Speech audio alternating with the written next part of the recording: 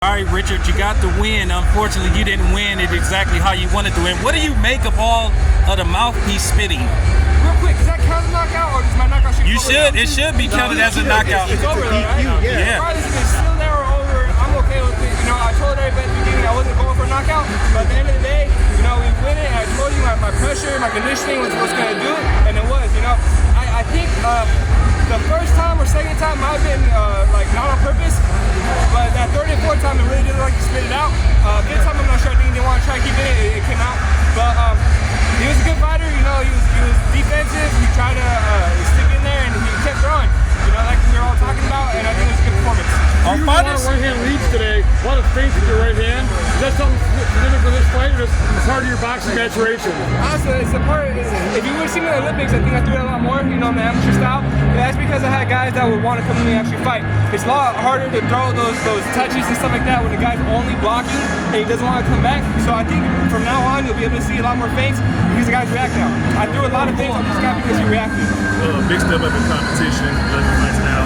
Obviously, Joe is a better portion of the fight than you fought before. What are you looking forward to the next time journey for the silver title? You know, I'm just looking to continue my progression. You know, I think at the end of the day, that's what I've been doing. Everyone keeps on talking about who I want to fight next, what I want to do. I want to get better. And that's going to be in camp, that's in training. So I'm going to keep fighting hard, and I'm going to keep fighting off that. When you're looking forward to, do you have any, are there any past fighters you're looking forward to develop? Any little tips and tricks from them that you've seen? If I'm being honest with you, I don't know too many heavyweights like that.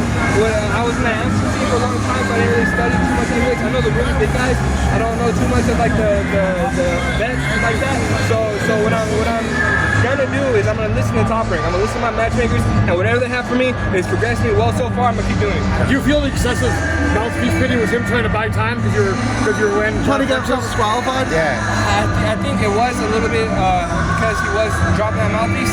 And look, it was just really hard because of that. Like he would stop the action. You know what I mean? Like I was starting to find land, and I knew he was either gonna throw a punch or throw his mouthpiece. I knew something was gonna happen off that, but I was waiting for a counter to come back. I don't know the guy's head, so I can't tell you exactly what happened. But mouthpieces don't fall out too often like that. He hit you a couple of times. Was there any point in the fight where you felt you might have been in trouble, or did any of them hurt you at all? After I got that first punch all the way, I was like, oh, okay, I know what this guy has now. Again, guys, like I'm an Olympic silver medalist, you know, so I've been there with some real tough guys, some real big guys, some real strong guys.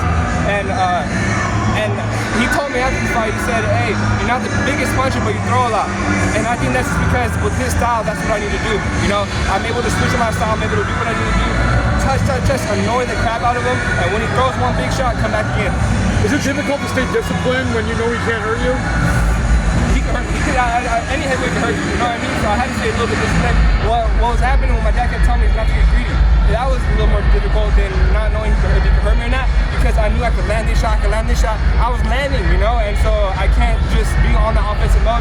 I have to get out of the way, and I have to keep my boxing up. Thank you guys. Thank you.